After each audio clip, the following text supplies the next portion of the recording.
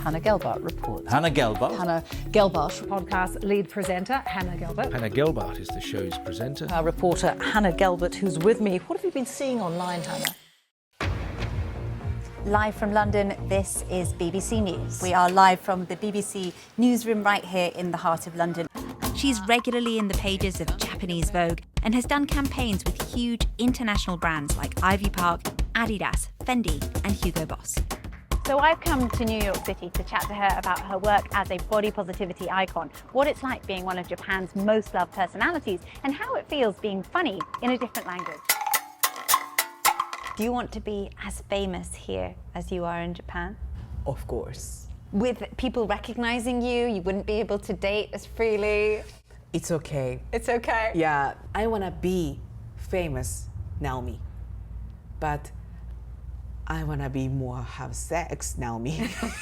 Hello, it's Hannah Gelbart here. Welcome to this episode of What in the World from the BBC World Service. What evidence is there that smartphones are actually bad for us? Why is human hair such big business? Why allergies are becoming more common? What being a polyglot does to your brain? How K-pop is breaking down barriers? What it would take to create completely borderless travel in Africa.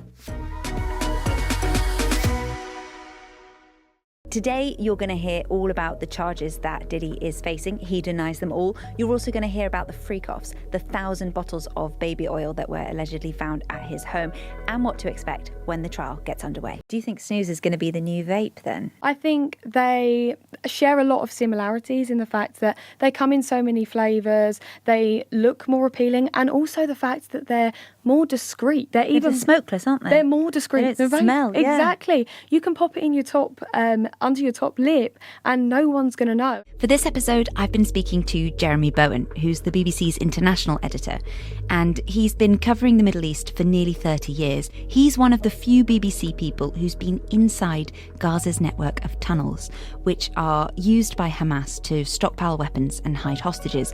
So I've been asking him what they're like and why they're so important in this conflict. They took me and some other journalists down a section of the tunnel that they captured. At around 3:45 on Tuesday afternoon, in towns and cities across Lebanon, a sound like the beep of a mobile phone came from thousands of pages in people's pockets. But when they reached down to see if they'd got a message, the devices exploded. Witnesses say they saw smoke, then heard small explosions like fireworks or gunshots. We saw people lying on the road. If you listen closely, sometimes you can hear there's a voice off camera actually telling them what to say.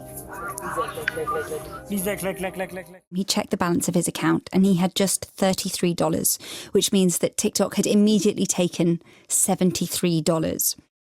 What changes has TikTok brought in? They're no longer letting children live stream on the platform. Les moins de 18 ans ne pourront plus envoyer ou recevoir des cadeaux virtuels sur TikTok. Los intermediarios trabajan con agencias en China que sí son contratadas por TikTok. We've already seen a change in the scale of misinformation and disinformation on Twitter since Elon Musk came in and brought about these changes. One of them described it as Twitter's eyes and ears on the ground. So really Twitter's way into communities, local conversations, that was really important around elections. We found hundreds of groups on the app Telegram sharing women's private photos without their consent. Nós denunciamos 100 fotos destes grupos, mas mês depois, 96 ainda estavam lá. What is Telegram doing about all of these cases and stories that are emerging? Yes, so we wrote to Telegram and we told them about the experiment we did and all of the findings, and Telegram didn't respond directly to our findings and it didn't agree to an interview. Is that you in the photo? Yeah, it's me. He's stealing my identity. This is Miguel Angel. I've spent days trying to track him down. He's a paediatric doctor at a hospital in Mexico City, and he spends his days treating children and working with infectious diseases.